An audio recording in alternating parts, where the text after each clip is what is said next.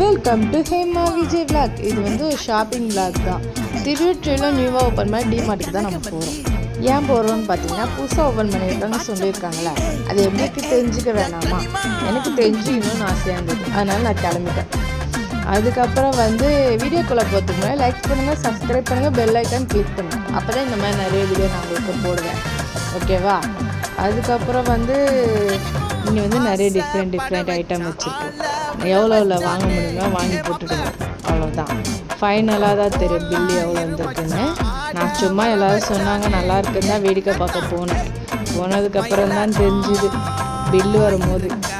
ஃபைனலாக பில்லை ஆட் பண்ணியிருக்கா, பார்த்து தெரிஞ்சுக்கோங்க. வாங்க வீடியோக்குள்ளே போய் எப்படி என்னென்ன இருக்குது எல்லாமே பார்க்கலாம், ஓகேவா? இந்த பவுல் வந்து 199 சூப்பராக இருந்துச்சு. இது வந்து கிட் பிளேட்டு, குழந்தைங்களுக்கு ஸ்நாக்ஸ் வச்சு தரலாம், ப்ரெட்டு அந்த மாதிரி ஐட்டம்ஸ் தரலாம், இல்லை ஃப்ரூட்ஸ் வச்சு தரலாம், சூப்பராக இருக்கும்.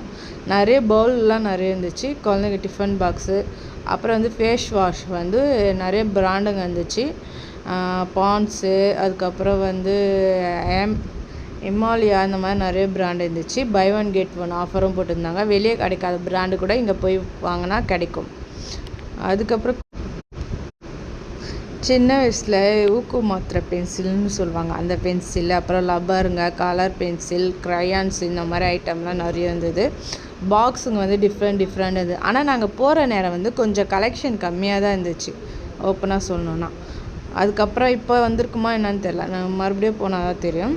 அதுக்கப்புறம் வந்து இந்த மாதிரி வடிகட்டிங்க, அப்பளம் வடிகட்டுறது, வடைலாம் இருக்குது, எண்ணெய் வடிக்கிறதுக்கான ஐட்டம். அதுக்கப்புறம் 129 ரூபாயில் வந்து கரண்டிங்க ஆஃபர் காம்போவில் போட்டிருந்தான். ஸ்பூனுங்க காம்போ போட்டிருந்தான். கப்புங்கெல்லாம் பாருங்கள் 92 ருபீஸ்.